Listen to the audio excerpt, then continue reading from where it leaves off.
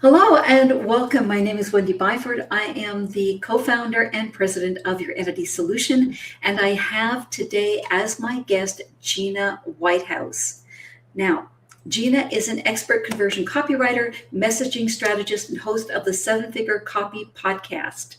Gina specializes in crafting ethical and persuasive, high converting copy for established business owners who want their website, sales pages, and messaging to attract higher quality and higher premium clients. So, welcome, Gina. It's so great to have you here. Thank you, Wendy. I'm so excited to just sit down and talk with you today. Thanks for having me on the show. Wonderful. Well, first thing I want to know, and I'm sure that our viewers want to know this as well, is you say that you do ethical copywriting. So, when you say that, what does that mean for you? What that means for me is just approaching when I write copy, I want to do it in a truthful and honest way. And a lot of times we've seen in marketing, especially over the last few years, I don't know if you've heard this term. Have you heard it? The trust recession? Yes. Yes, right. Okay.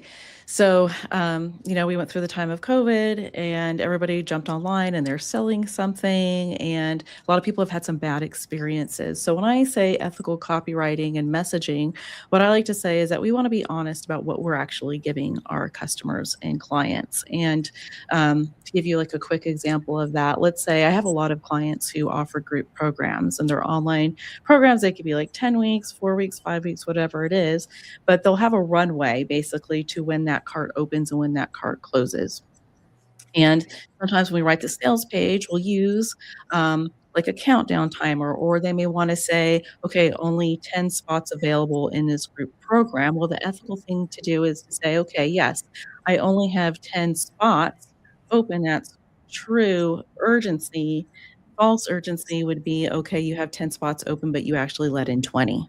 Right. So then you get 10 people in that group program. They see there's 20 people here and they thought, oh, I was going to have some really good like one-on-one time with the person that I signed up with or whatever it is, right? Their Right. expectations aren't met. So I'm really adamant about the customers and clients I work with that they want to work ethically and they want to work with a copywriter and messaging strategist that are going to do things in an ethical way and write copy that's really going to truly represent them in the right way. Okay, great. Um, so, Gina, how long have you been doing copywriting and how did you get into it? Yeah, that's quite a story. I mean, I've been writing copy for a very long time, for years. Specifically, I've been writing as a business for 3 years. But my background is actually not in copywriting, it's in architecture. So I went to college to become an architect. And for many years after that, I worked as an architectural designer. And I knew, though, one day that when I started a family, that I wanted to be home with them. I didn't know exactly what that would look like for my career. That might be me stepping away from it, or that could be working from home. But what I soon found out was no, I didn't want to continue on that route working from home. But as an architect, you have this creative yet very technical mind. You put them Mhm. two together. And that's how Right. my mind works. If we're talking in the terms of architecture, you tell me what building you want designed, and I will reverse engineer it into all the systems and everything that you need step by step to build that thing, right? So my mind never stops working like that. And so fast forward many years now, I have more flexibility in my schedule as a stay-at-home mom. And actually, during that time, after I had my first child, I went on to start some businesses from home. And that's how I learned how to run my own business. And I started teaching other people doing that via business coaching. And I got to the point where I was actually ready to launch my first online group program. And so much goes into it, right? I mean, just putting the video lessons together, the emails that are going to go out to their potential buyers. There's just so many things. Again, lots of steps. We're reverse engineering how we're going to get this thing sold, right? Well, I got to the point where I was ready to sit down and write the sales page for my group program. And I realized if I didn't write this specifically in a way that would actually persuade my ideal client to buy, then all of the hours, all of the work I have put into this product, it was going to fall flat. Right. And I wasn't willing to risk that. So I reached out to someone I knew and I said, "Hey, can you get me in touch with a conversion copywriter? Because I think at this point, this is really the best use of my time and my money to bring someone in to get this product launched, this program." And so I worked with a conversion copywriter and we went through the whole process and she gave me the copy. I used it and it sold. So it was a couple years later after that I really wanted to kind of pivot from what I was doing into something else. And I realized everybody needs good copywriting for their business. Everyone's trying to sell something, and there's so many great products and programs and services out there that are being undersold just because of the words. The words aren't optimized, the words aren't persuasive enough to sell it. So that's when I went back and I got a certification in conversion copywriting. And that's what I've been doing ever since. And so I still get to use my kind of like artistic but technical mind to now Mhm. write copy to get businesses to sell more of their stuff. So it's really fun. Those early, I would say, skills that you learn that I learned through architecture school, and then just the natural ability of how my mind works. Those skills just never go away, and they translate to so many different arenas, we'll say. So that's how I got into it. And so, how did you go from there into your seven figure copy podcast? Well, I decided I wanted to start a podcast for a couple of reasons. One, I just wanted to have a greater reach. Like I just wanted to reach more people and kind of give them some of the tools and skills, especially if they were kind of beginning in their business where they can kind of start themselves writing copy that's a little bit more conversion focused. And the way I do my podcast, it's in seasons. So right now we're wrapping up season 3. But season 1 is definitely more for the beginner business owner, we'll say. It's a lot of how to, but then in the season 2 and 3, we really transition more into talking more to the established business owner and the importance of making sure that the copy that you have already written actually matches the caliber of the work that you're doing, the offers that you have, right? Because every business, like you've got to start somewhere, right? You start maybe writing your own copy, just getting that website out there, those sales pages. But at some point over a few years, a couple of things happen. Your ideal client may change because you may have worked with all the people and you've realized I only like working with this slice, right? And your offers change. And a lot of times business owners don't go back to actually make sure that what their websites say and their sales copy actually matches the caliber of their expertise and what they're offering now. So that's where I come in. And I come in and look at your messaging and say, okay, the messaging of your business is foundational. Are there cracks there? Do we need to solidify that? And then the next level is to rewrite the copy so it all matches together. And now you're really reaching your ideal client or customer, right? Because when someone lands on that sales page, you want them to say right away, that is for me, or that's not for me, and they go somewhere else, right? And it doesn't waste your time. So back to the podcast. Yeah, I started the podcast because I just want people to be informed about this.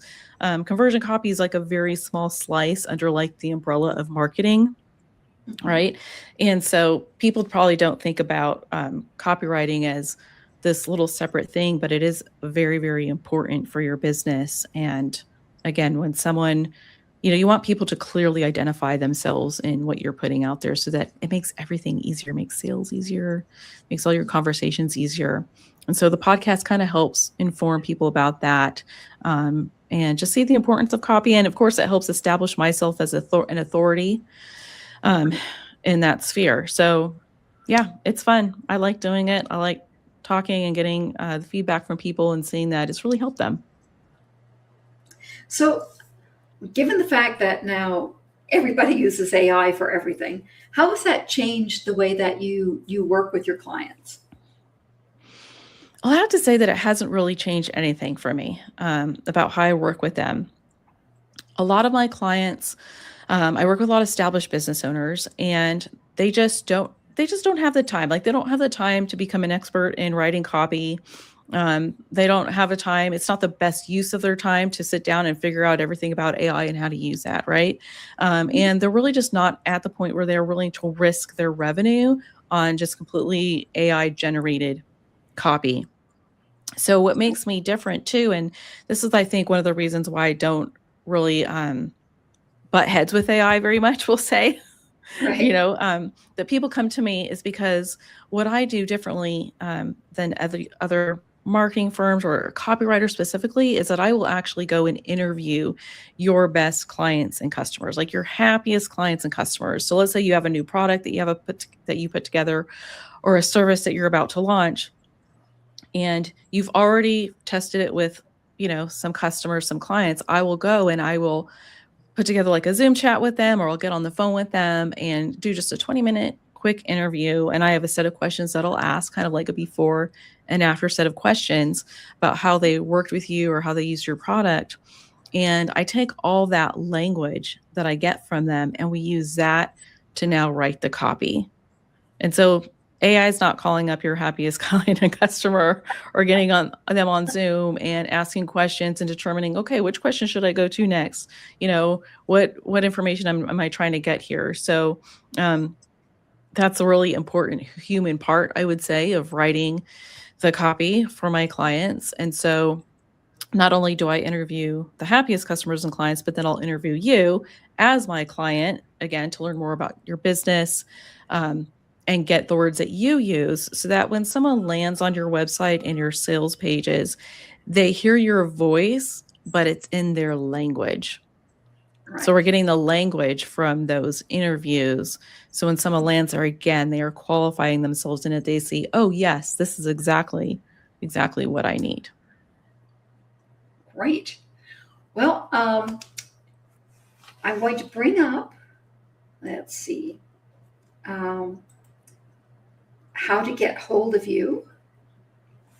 I'm sure that as people get to know you a little bit better through this video, they might want to speak with you. So you can actually go out and book a call with Gina.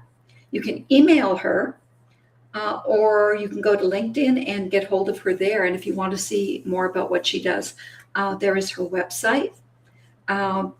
Gina is a lovely individual. I've got to know her a little bit better over the past weeks. And there's no problem at all just to have a conversation with her, and I'm sure that she'll be happy to help you. So I'm going to leave this up for just a minute so people can take a picture if they want to. Gina, if for somebody who's just starting out and perhaps just trying to put their website together and using AI to do that or whatever, what would be the best advice that you could give them? That's a good question. The best advice I would say is when you're writing the copy for, let's say, your homepage, think about the benefits and the transformation that they're going to get, instead of writing a lot of what I call deliverables. Deliverables would say, okay, when you work with me, you're going to get, a 60-minute call with me. You're going to get this document. You're going to get this service or whatever it is, or this product is going to give you ding, ding, ding, ding, right? Instead, I want to flip the switch there, and I want you to think about you saying not just, you're going to get a 60-minute call with me, but you're going to get a 60-minute call with me so that, and then enter in that benefit. Right? We're selling that transformation or that benefit that they're going to have, instead of just a list of the things. And then also, I'll give a little second bonus tip here. When you're writing the copy, write to them. Don't just start by writing about yourself. If you start writing about yourself and what you do and how you help right away, that's going to create doubt in their mind. Instead, you want to connect with them immediately with talking about maybe some of the struggles, pain points, challenges they're having, and then paint the picture of what they could have once you start working together. And then you can introduce, and you can say yourself, hey, I'm Gina Whitehouse. I'm the conversion copywriter that can help you blank, blank, blank, right? So. Okay. And I should imagine that a lot of this also applies to pages like LinkedIn. Where there's a section and people typically start with, this is how I got to where I am, whereas people want to know, what can you do for me? Right. Because, everyone, no one has time anymore. I mean, that's the way things are. Things are moving so fast that you want it to be, or how to say, they're going to be scanning it really quick. So it's going to be scannable. When I say that, that doesn't mean like bullet point after bullet point, but they're going to look at it really quick and they're just going to look through it. So they need to see first how this is actually going to benefit them. And then they want to see that you actually understand that challenge that they have right now, so that later you can introduce yourself as a solution. Perfect. Okay, well, Gina, thank you so much for being my guest. I've really enjoyed speaking to you and having our viewers have a chance to get to know you a little bit better, get a feel for what you do. And again, if you have any questions or want to know a little bit more, then feel free to reach out to Gina, book a call, and spend a few minutes with her, see what she can do to help you. Thank you again so much. Thank you. And thank bye, you, everybody. Wendy. We'll see you on the next interview.